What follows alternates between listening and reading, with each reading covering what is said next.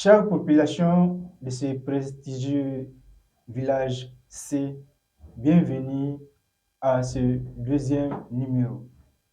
Aujourd'hui, notre village a la visite d'une invitée spéciale qui va tout à l'heure décliner son identité. Veuillez Bonjour vous présenter. et bonjour. Moi, je suis Parizo Mohamed Lawal, le secrétaire chargé des affaires culturelles et sportives et également le président du comité d'organisation des activités commémoratives du 9 février 90 ici à l'université de Brahman d'Ottawa. 9 février 90, 9 février 2024. Cela fait exactement 34 ans que les scolaires nigériens, en tout cas, commémorent le 9 février la disparition des trois étudiants intervenus le 9 février 90. Commémoration à travers, en tout cas, laquelle ils réclament justice. Aujourd'hui, dans ce village, c'est, chère population, il va nous dire quelles sont les activités qui sont prévues pour la commémoration de cette année et quelles sont les voies et recours qu'ils sont en train de préparer pour que justice soit en tout cas faite une fois pour toutes. Alors déjà, quelles sont les activités qui sont prévues pour la circonstance? Et merci beaucoup. D'abord, par rapport aux activités du 9 février, il faut le rappeler, c'est une tradition. Chaque 9 février, on organise un certain nombre d'activités pour commémorer nos martyrs, mais aussi cela donne le sens de rappeler l'histoire de ces événements qui ont conduit au 9 février, également à travers ces activités, des activités scientifiques, notamment les conférences, les grands débats pour éveiller les esprits des militantes et militants en termes de connaissances, en termes de pédagogie, mais aussi et dans une perspective de donner une certaine orientation, de donner une certaine orientation, de pouvoir passer un message à travers lequel on profite de ces activités-là. Et dans le contenu des activités, et je disais tout à l'heure qu'il y a des activités scientifiques, mais aussi des activités récréatives, à travers lesquelles, par exemple, quand vous prenez dans le domaine culturel, on organise des soirées, notamment où on fait des sketchs d'islam et humour, par lesquels on essaie de transmettre les messages et de revivre aux militantes et militants ce moment-là de 90, surtout des situations qui ont conduit à ces événements du 9 février 90. La marche pacifique est l'une des plus grandes traditions que les sections universitaires ou le comité directeur fait depuis la nuit des temps, parce que c'est une manifestation afin de toucher l'opinion nationale et internationale, afin de se rappeler ou commémorer ensemble cette journée. Mais aussi la marche s'oriente aussi dans une voie de pouvoir revendiquer le droit de ces martyrs-là, afin que la justice soit rendue, qui jusqu'à présent n'a pas été rendue. C'est pourquoi les scolaires ne peuvent pas arrêter ces activités-là ou cette commémoration, parce que nous estimons que jusqu'à présent, ces martyrs n'ont pas été dans leur droit, que cette justice n'a pas été rendue. Et 9 février, c'est également une occasion à travers laquelle on organise aussi des activités dans le sens de pouvoir mieux revendiquer les droits des militantes afin qu'ils soient dans des conditions optimales ou meilleures. Donc la marche pacifique est bel et bien, sera bel et bien faite le 9 février 90. Le Alors, 9 tu février. viens tout juste de dire que c'est une façon pour vous de revendiquer justice. 34 ans de cela que vous sortez dans les rues pour revendiquer justice à travers la marche pacifique.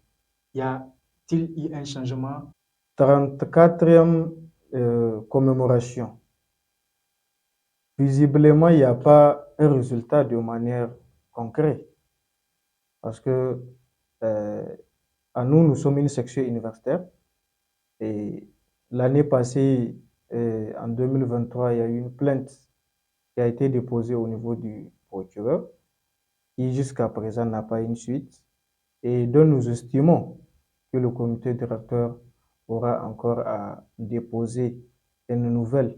Nous, en tant que relève, qui sont en train de continuer ce combat, il y a les manières par lesquelles, ou les voies et moyens qu'on va utiliser ou qu'on doit utiliser afin que cette justice soit faite. Les autorités aussi ont cette responsabilité, et peut-être certaines ayant été même acteurs pendant les années 90. Donc, nous profitons de l'occasion pour leur rappeler de leurs responsabilités.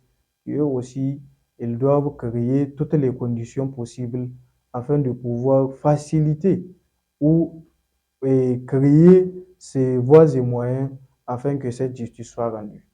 Alors, êtes-vous confiant en tant que scolaire que un jour ou bien demain, justice sera rendue au nom de ces martyrs? D'abord, c'est un combat qui est devenu une tradition que jusqu'à présent, on n'abandonne pas. Et peut-être même si nous on quitte, d'autres viendront et continuer ce combat. Mais l'essentiel, c'est de faire notre part de l'histoire. Nous gardons espoir donc qu'un jour, que cette justice soit rendue. Merci. Alors, avez-vous un appel à l'endroit des autorités actuelles ou bien à l'endroit de la justice pour voir avec un œil et pour jeter un regard particulier sur la situation que les étudiants et les scolaires dans leur ensemble sont en train de vivre pour revendiquer justice? Et avant de répondre à votre question, il faut le rappeler d'abord que nous sommes dans un contexte particulier, notamment avec la gestion du Conseil national de la sauvegarde de la patrie. Nous sommes aussi dans un contexte où le peuple nigérian est en train de chercher une résilience à faire face à certains obstacles ou situations dans lesquelles le Niger est en train de vivre. Donc, à notre niveau aussi, il y a notre part de responsabilité de tenir compte d'un certain nombre de facteurs socio-économiques. Et ensuite, nous estimons, en tout cas avec le Conseil national de sauvegarde de la patrie, de pouvoir être à l'écoute des scolaires, mais aussi, grâce à cette commémoration, de pouvoir appuyer par ces moyens pour que cette justice soit rendue. Maintenant, quant à la justice nigérienne, une justice qui travaille avec les textes, qui travaille avec le concret. Donc, pour cela, nous gardons espoir à ce que cette justice puisse vraiment réhabiliter. Donc, puisse réhabiliter ou puisse créer les voies et moyens à ce que cette justice que nous réclamons de 90 à aujourd'hui 2024 soit rendue. Vous avez tout à l'heure parlé dans votre intervention de l'organisation des activités scientifiques. Qu'en est-il de ces activités scientifiques? Quels sont les objectifs que vous poursuivez à travers l'organisation des activités scientifiques? Merci. Et traditionnellement, à l'occasion des activités commémoratives, il y a un calendrier d'activités qui est établi, comme on le dit dans le langage des syndicalistes, la semaine des martyrs. Donc, toute une semaine d'activités. Maintenant, du point de vue activité scientifique, on organise des panels de conférences avec des syndicalistes, des grands syndicalistes ou des anciens cadres. Et aussi, il y a les grands débats à travers lesquels le micro est à l'écoute et on donne aux étudiants pour pouvoir donc s'exprimer. Et les activités scientifiques aussi recouvrent deux missions. C'est-à-dire la première des choses, c'est de rappeler les événements ou les situations, les problèmes qui ont conduit donc à l'avènement du 9 février et dont je voulais profiter pour en parler quelques-uns. Notamment, il y a le projet d'ajustement structurel. Il y avait aussi la dictature qui régnait à ce moment. Donc, à travers les activités scientifiques, on rappelle à l'étudiant quelles sont les causes donc, qui ont conduit à ce mouvement du 9 février, mais aussi ce 9 février 90, cette commémoration, cette 34e commémoration aussi, va dans le sens à notre niveau, cette fois-ci, de aussi responsabiliser l'étudiant et le préparer à la résilience face au contexte actuel que le Niger est en train de vivre dans ce système, je vais dire, antidémocratique. Donc, nous voulons, à travers cette commémoration-là, d'informer les militantes et militants, mais aussi de les outiller par rapport à ce message. Notamment, il y a un thème qu'on a retenu dans un panel de conférence où on parle de la lecture militante, c'est-à-dire le regard des scolaires nigériens et par rapport du retrait du Niger de la CEDEAO. Donc, c'est amener aussi l'étudiant à faire une analyse du point de vue théorique, mais aussi réel de la situation que le Niger est en train de faire face. Et comme je le disais, quant aux activités récréatives, notamment les soirées culturelles, et donc c'est les messages, c'est de manière réelle qu'on essaie un peu de revivre les événements. Mais aussi, il y a une innovation que l'Université d'Ottawa ou le comité exécutif de l'UNUT avait amené. Nous l'avons fait au niveau en 2023. En 2024, c'est le sabre des martyrs. Le sabre des martyrs, c'est la lutte traditionnelle qui est faite au Niger. Donc à l'université aussi, nous avons pensé, et parce que la lutte traditionnelle, c'est une identité purement nigérienne. Donc nous l'avons incorporée dans nos activités. Nous l'avons fait, comme je le disais, en 2023 et nous allons aussi le faire en 2024. La lutte traditionnelle, c'est un moment pour la cohésion sociale entre étudiants, mais aussi à travers lesquels aussi il y a des messages qui passent d'unité et pour que les étudiants aussi soient plus soudés et pour faire valoriser aussi la culture nigérienne. Quel est votre appel à l'endroit de ces gens-là pour qu'ils sachent que le Niger aujourd'hui, tout un chacun cherche la résilience? Quel est votre appel à l'endroit de votre base? L'appel que j'aimerais lancer à l'endroit des militantes et militants, c'est une prise de conscience collective, pas seulement ceux de l'université du Bois-Armani, mais l'ensemble des scolaires.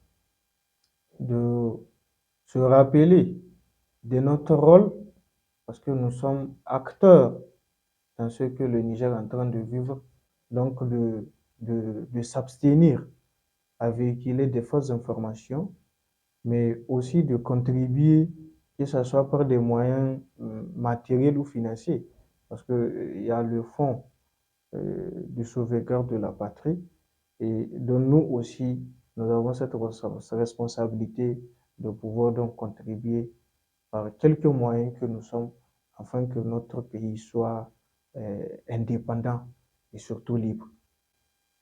Étant déjà prête pour cette commémoration, c'est aussi d'être présente à participer aux activités organisées par le comité exécutif, notamment euh, par exemple la salubrité au niveau des cimetières, donc que nous allons faire en guise de cette commémoration et aussi d'autres activités.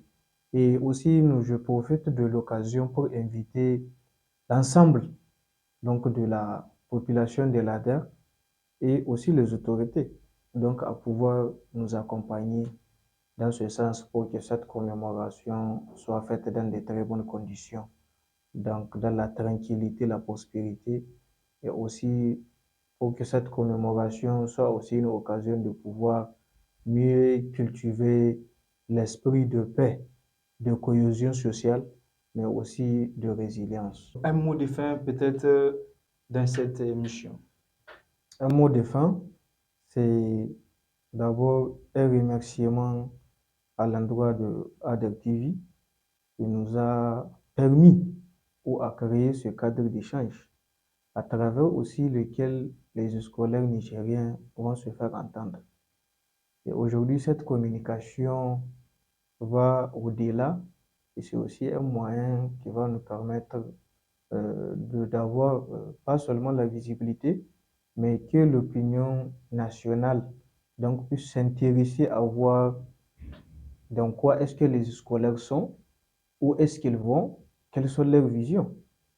Donc, je crois qu'Adapt TV a vraiment réfléchi et vraiment dans cette perspective, si cela continue, donc c'est pour permettre à la population d'avoir un droit de regard.